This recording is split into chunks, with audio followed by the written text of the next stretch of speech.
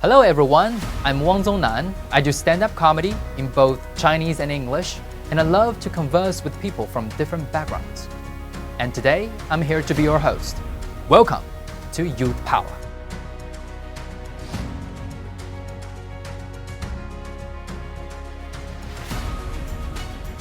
We come from all over the world. We say what we think as we talk about global growth and global collaboration. We also talk about profound issues such as the history, present, and future, about conflict and cooperation. And we do so in a way that we hope will help produce a better world. We aim high and look far, keenly aware of the need to be alert to dangers on the horizon, even in times of calm. In doing all this, we hope we can offer a special young perspective on the world, one that illustrates the innovative approaches that we as young people can offer. For being able to do this, we have China Daily to thank for offering Youth Power the international platform that it has built up over the past 40 years. China Daily's global reach and influence mean that with Youth Power, we have a remarkable opportunity to let our voices be heard.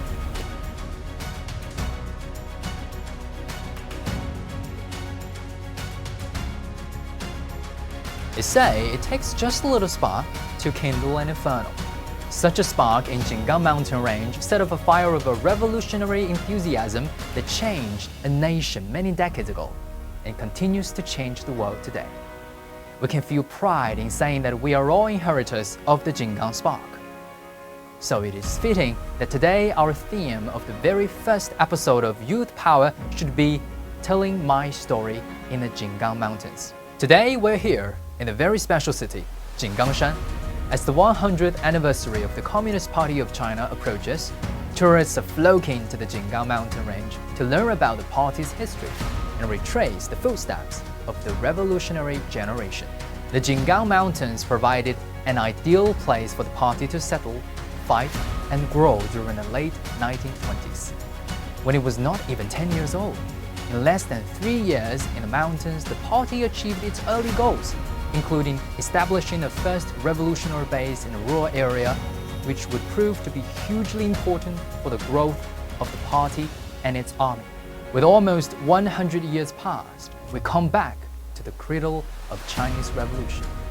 I always think of young people as the main force of a revolution. They are wary but fearless, tradition respecting, and at the same time, innovative. How does the revolutionary spirit affect young people, and where does it lead them to? Today, we've brought together 5 student speakers from home and abroad, the youngest being 5 years old and the oldest at college. Without further ado, let's begin our inaugural episode of Youth Power. Now let's welcome our very first speaker, Zila Lan, a 5-year-old kid from Yili, Xinjiang.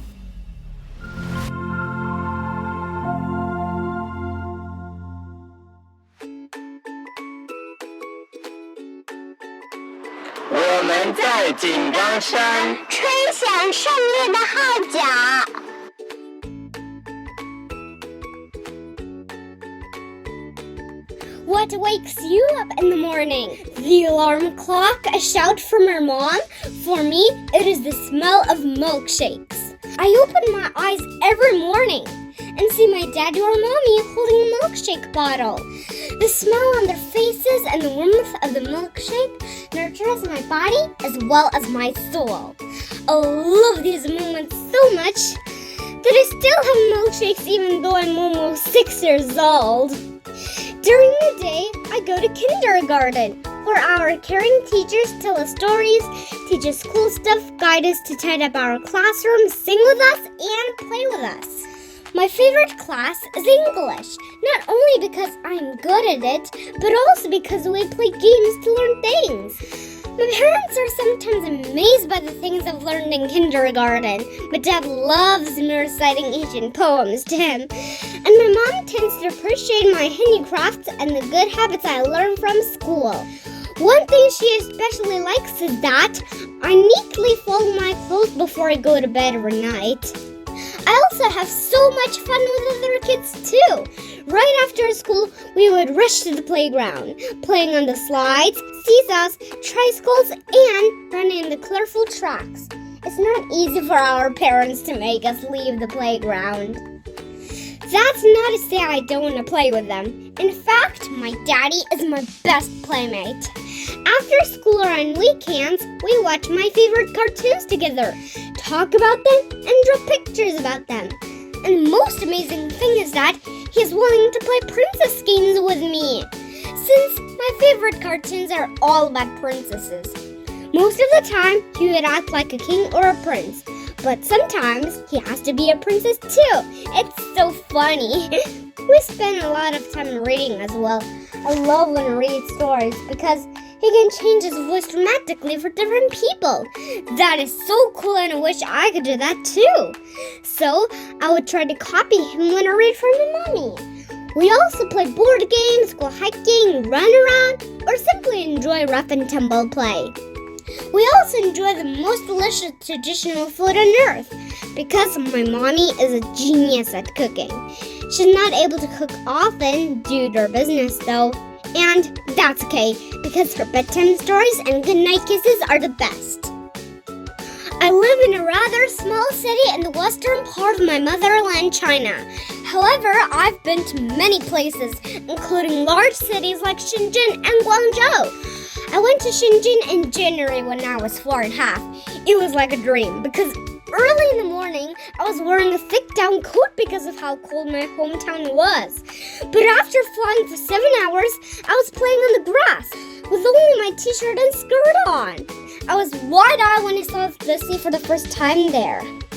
I went to Guangzhou to join an English speaking contest last year, and I was lucky enough to win the championship. I met many kids who spoke English as well as I do. We had a great time together, and some of them even became my friends. My parents took me to many tourist sites in Guangzhou, including Guangzhou Tower and Changlong Safari Park. You know what? My parents will take me to Shanghai and Beijing in the coming summer vacation. I can finally meet the princesses I love at Disneyland. I feel very excited about that. And we're going to visit Tiananmen Square too. I've always dreamed of singing the national anthem and watching the national flag raising ceremony there. We have a flag raising ceremony every Monday morning at the playground of our kindergarten. I want to experience the sacred moment in China's largest square with many, many more people from all over the country. I just love this world. No matter where I am, I feel safe and happy. I feel warmly welcomed by the kind, gentle, and friendly people around me. And my life is a blessing. I can't wait to see more, hear more, and feel more.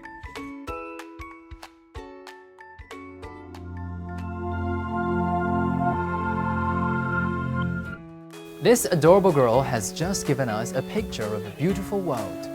I'm fascinated by her passion about her future. I would say a promising and glorious future, which I also used to be dream of when I was a child. Although at that time I never enjoyed free warm milkshakes in the morning. We'd like to do a short interview with Zilalan. Hello Zilalan, do you know any party member around you? Could you tell one of their stories? My grandpa and two of my uncles are all members of the party. My grandpa is a very great teacher, but when I was 1 year old, he passed away. My daddy told me a story about him that is so amazing. When my grandpa was young, he and his classmates decided to walk to Beijing to see Mao Zedong. They walked for many days. When they were almost to Wulumujie, somebody used a car and sent them to the train station.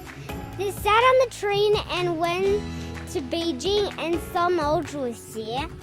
My grandma saw him too. They were very happy. My daddy will take me to Tiananmen too. President Xi said in his blessing to the children that he hopes that the children would integrate their colorful small dreams into the big dream of national rejuvenation. What small dreams do you have? In what way will your small dreams contribute to the big dream of this country? I have one. That is, I want to be a scientist.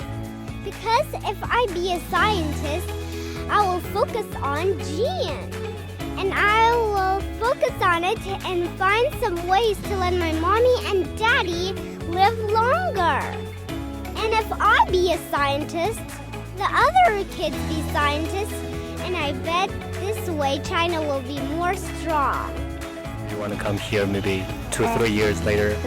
Yeah. To do what? Do you think you will be old enough to blow this trumpet?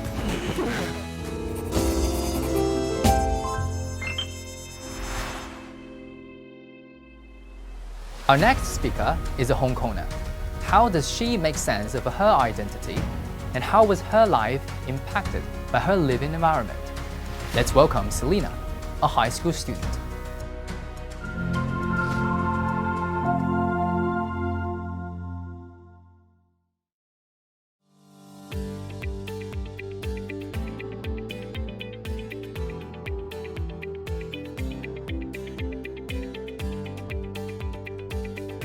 For more than 6 years, since I was born, I had lived in big and bustling Hong Kong. So you can no doubt imagine how intimidating it was for a 6-year-old to thrust into an entirely new environment. Strange faces, a slower pace of life, and a lower standard of living than I was used to. But it took me little time to be accustomed to the city of Foshan. The smile on Foshan people's faces proved just how welcoming they are to whoever comes here and how happy they are with their relaxed and comfortable life. A sense of belongingness came to me after my first day of school, where I found out other kids grew up reading the same books and watching the same cartoons on TV as I did. We speak the same language and have similar taste in food. We draw inspiration from the same culture, and we're all descendants of Chinese. I'm now more than happy to call Foshan home, not only because I live here and love it so much, but also because of the many academic opportunities it offers. They've had a compulsory education for generations, and that means valuable opportunities for all. More importantly, the ever-improving academic performances of Chinese universities have lifted them up in world rankings. That means that by taking the college entrance examination, we're closer than ever to entering a world-class university. Drawn by the same educational promise, more and more young Hong Kongers have come to settle down in Foshan. Yet 20 years ago, almost all parents would have sent their children to study in Hong Kong. I'm keen to one day to enter the top art school in China and study Western painting. After I graduate, I hope to be a painter, showing China's amazing scenery as well as its fast development to the rest of the world. High-speed rail is one thing I'm keen for the world to know about. Take Foshan as an example.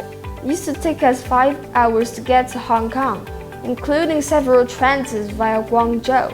Now it takes us just 90 minutes, with the high-speed rail network across China. Those who live in the Greater Bay Area can easily get to the major cities in the mainland. The standard of comforts of all these trains is something that people in most other countries would not only be amazed at, but I suspect would envy us for too. Transport connections with the Greater Bay Area are also improving. The highways network is facilitating not only travelers, but also goods and modern services. Let's not forget the Hong Kong-Zhuhai-Macau Bridge, which epitomizes Chinese advanced technology at its best. With more cross-ocean bridges completed, the standard of living for everyone in the Greater Bay Area can surely only improve. For that success, we can heartily thank the Communist Party of China. It has played an irreplaceable role in leading our people to achieve independence and strive for a better life. As the 100th anniversary of the party approaches, I feel it's an honor to be part of this history, but also a responsibility for doing all I can to help our country to continue to grow.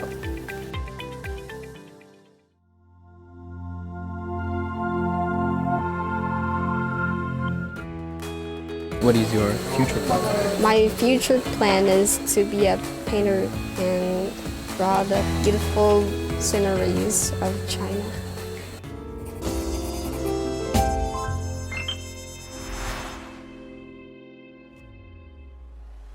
What kind of things come to your mind when Jiangxi province is mentioned? I imagine the Jinggang Mountains would be near the top of the list. This is where many pivotal events in the party's ascent to greatness took place. And this is where we hold this gathering. Now, let's hand over to Wang Chaoxiang, a local high school student.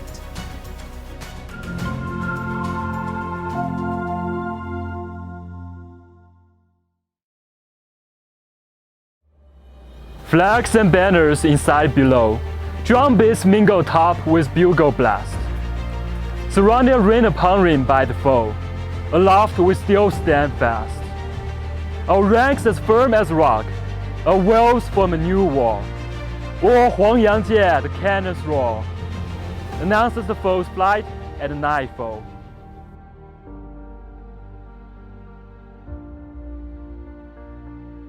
"100 years ago, young Chinese had what some might regard as a lofty dream, but which is entirely natural ambition, seeking a better life for themselves and their fellow citizens.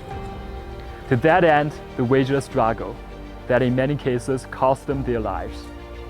But instead of flinching in the face of this hardship, they fought on in Jinggang Mountains of Jiangxi province under two banners, that of the Communist Party of China and of the Red Army. I grew up in Jiangxi and have heard many stories of our great ancestors, and seen many local people inherit the Jinggangshan spirit of faithfulness, perseverance, and respect for others. I have felt proud to be part of the next generation passing on that spirit. 7 years ago, I attended a Jinggangshan history camp during the summer vacation and got to know a teacher named Li. He was a museum guide and volunteered to teach us the history of the party. Other students and I loved his class because he did more than just talk. He gave us short videos with attention-grabbing special effects to help us review what we had learned during the day. Sometimes he even acted out major historical events, and these are still ingrained in my mind. He would often say that wanting to preserve tradition doesn't mean you have to be conservative. In fact, his creative and innovative use of different forms of media help us better understand the party's history, spirit, and virtue, and to identify with it. He once showed us a video of a street bustling with people, many of them young, before quickly switching to the scene of young soldiers on the battlefield confronting their foe. I suddenly became aware of a profound truth. Had it not been for the revolutionary martyrs who sacrificed their lives, none of us would have what we enjoy today. Where young people often gripe about having too much schoolwork and not enough leisure time. But it's embarrassing even to think about that complaint when you consider what our forebears were willing to endure. At that camp, many reflections like this preoccupied me.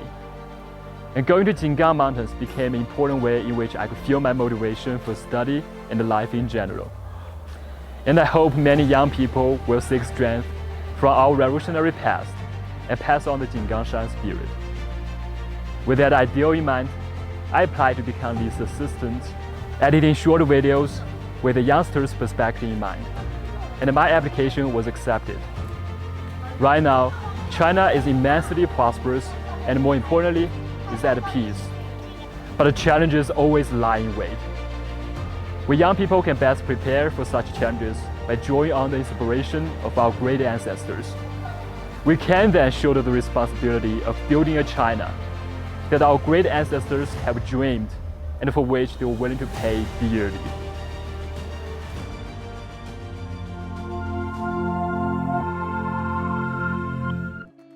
So we've traveled here for 2 days. Right. In Jinggangshan Mountains. What do you think is the spirit of Jinggangshan?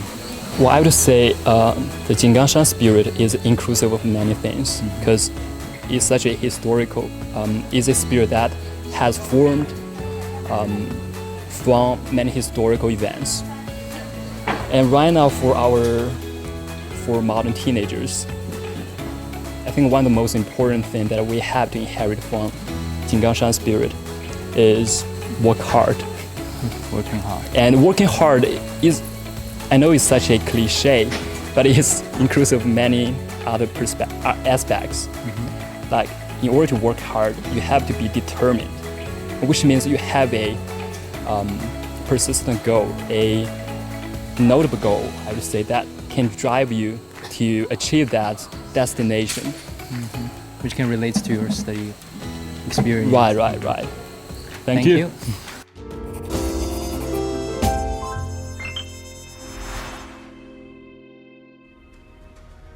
I've heard many young students say that they feel guilty for not making great sacrifices like the Matters do. But to be honest, I think leisure time, comfortable living, and so on are the kinds of things that Matters fought for. The Red Army didn't have milkshakes, but they must be so proud that young people nowadays do. So never blame yourself unless you've forgotten the Jinggang spirit. I want to know what dreams college students pursue, what beliefs they hold, and what missions they try to accomplish. Now it's time for Luo Xiangquan, a student from Jiangxi province, who is now studying at Shanghai International Studies University, to tell his story.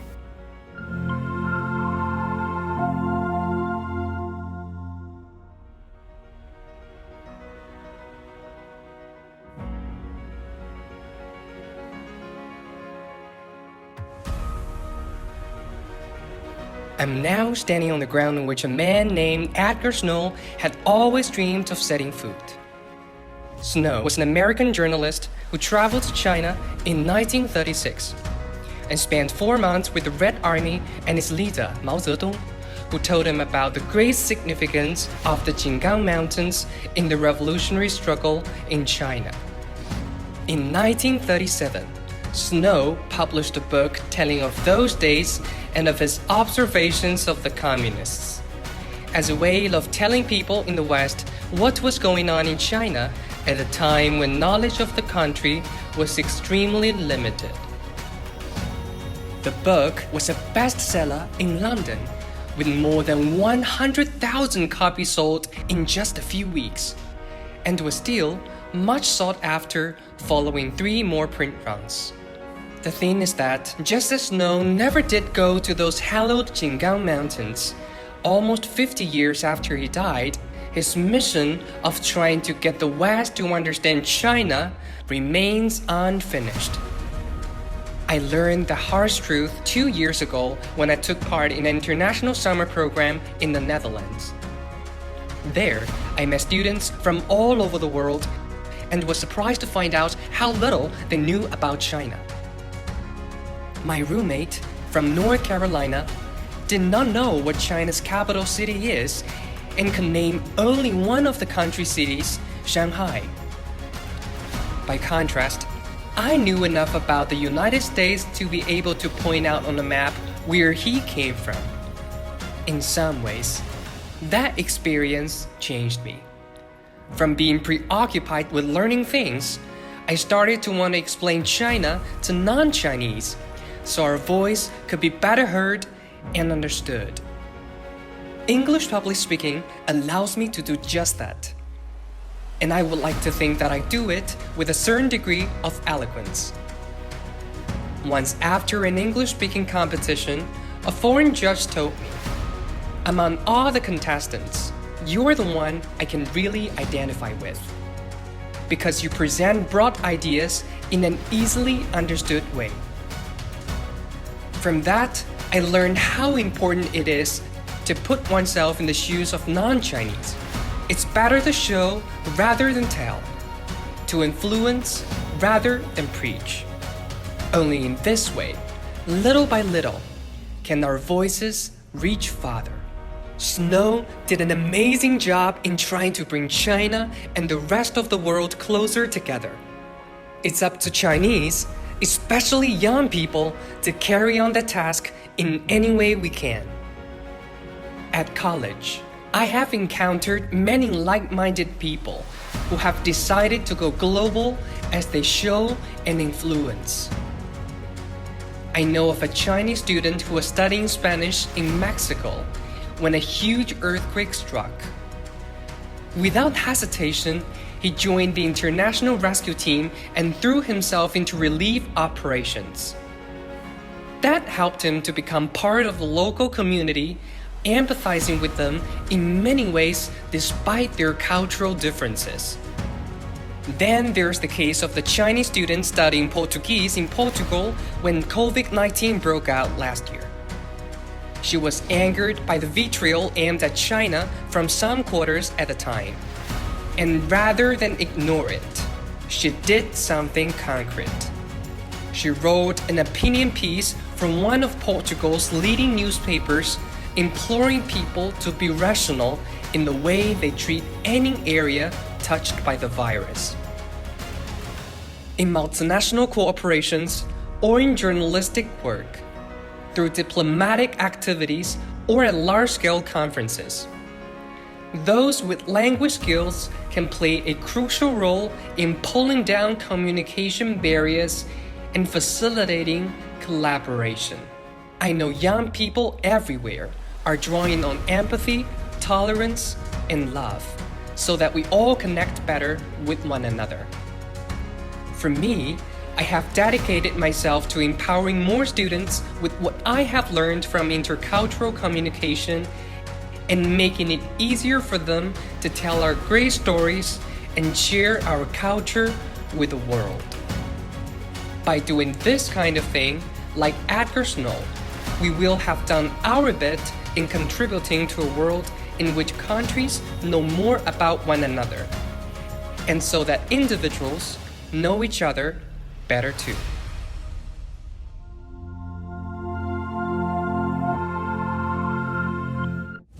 That you've explained China to many of your foreign friends.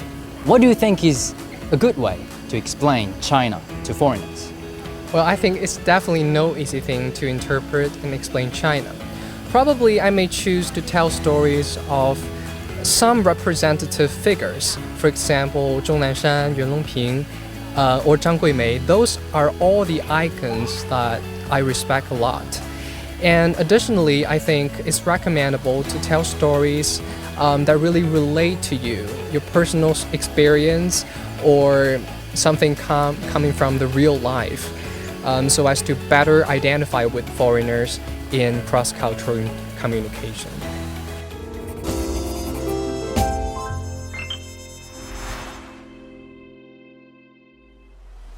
Our next speaker is a foreign student who offers us a novel perspective. Having chosen to study here in Jiangxi province, I can't wait to hear what she has to say.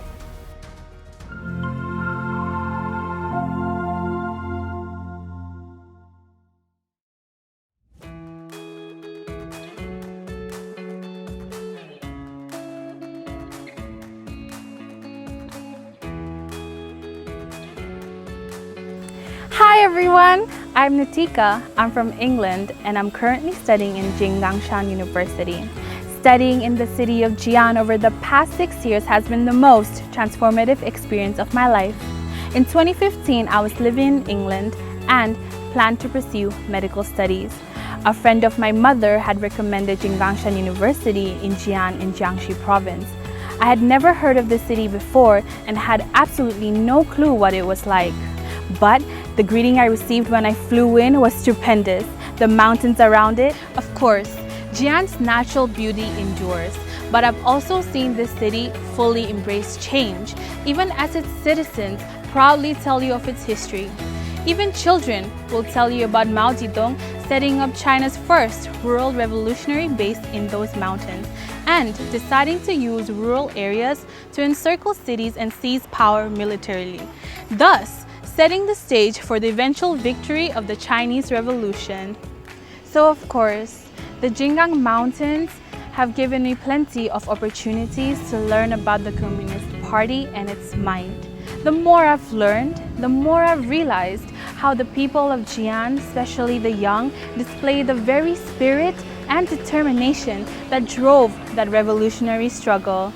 But even as individuals channel their energy into work, studies, and raising families, it seems to me as though they're never so happy as when they're relaxing with their friends over dinner, playing Chinese chess, or performing dance routines at the local park. There are a few better gauges of how happy a community is than rock-solid unity that keeps it together. This is evident in Jian, spurred on largely by the economic growth and improved material well-being that has transformed it from farmland to semi-urban area. Young people truly have something to thank older people for, the hard work they put in to create a community whose fruits their children now enjoy. These young people, in turn, will no doubt make things even better for the coming generations. One great aspect of all this progress in Jian is that as it goes on, the local culture and traditions are cherished and promoted, which in practical terms means facilities such as the exercise park and modern footbridges are accessible to the general public along the Gan River. Like every other place in China, young and old alike are benefiting from technology, manifested in things like all those couriers you see buzzing through the streets delivering packages, and the ability to pay for everything using mobile devices. All this change too has had a role to play in pulling people from poverty. But of course, great change cannot occur without problems and challenges. And many of the young people I talk to have expressed concerns about how far they may have to move away from home to achieve their goals. I can obviously relate to that, which is one reason I stayed in Jian, where I feel I have become part of the community and can contribute something to it. There is no doubt that bigger cities are like a magnet to many, offering many career and leisure opportunities, but smaller cities like Jian have started to bring those kinds of opportunities closer to home. For example, these days I reckon you can see more younger couples in Jian than you used to. This has resulted in businesses like music schools, English and art academies, dance and martial art institutions opening all over this city. Something for younger people to be involved in. Parents seem to be coming around to the idea that everything their children do does not need to be centered on academic success that will land them a fantastic job in a big city. Now, they're beginning to accept the idea of having their children do other valuable things, including building a life based on the local community. With all these kinds of changes, I'm confident that those who live in Jian will continue to build a city for which the revolutionary heroes of yesteryear would be justly proud.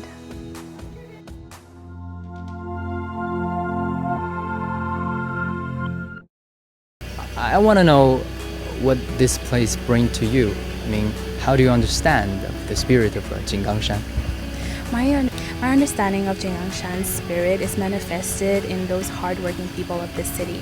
For example, the Waimai man who delivers food through all sorts of weathers and flights of stairs, whether it's the 8th floor or the 10th floor, they make the delivery happen. I feel that they're one of the most hardworking people I've seen in this city, and they have inspired me to push myself through whatever challenges that may come my way, and to work harder, and that way I can still make my dreams come true and achieve the goals that I have. Thank you very much for this interview. Thank you.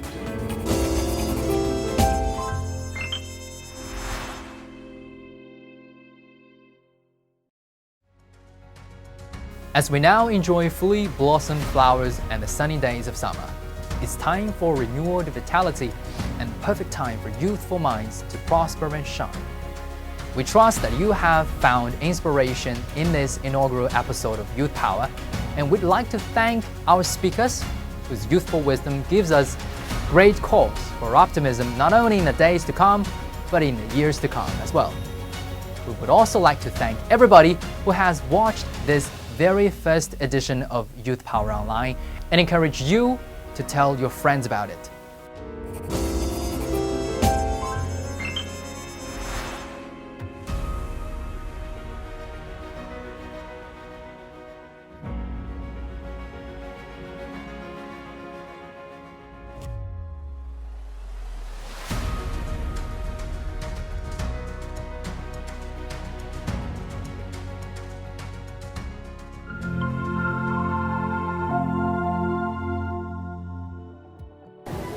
is Valdemara Pirish. I am from Cape Verde, West Africa. I'm looking forward to watching Youth Power and hearing from you young speakers. My name is Polina. I'm from Russia, St. Petersburg, Gymnasium 67. I'm looking forward to watching Youth Power and hearing from young speakers. 大家好. Hi, my name is Sandra, and I'm looking forward to watching Youth Power and hearing from young speakers, to let teenagers tell their stories and let the world hear their voices. Hi there! My name is Laura and I'm from the US. I'm really excited to see more from Youth Power because I think it can really help to open up communication between kids and young adults from different backgrounds and lifestyles and cultures from all around the world.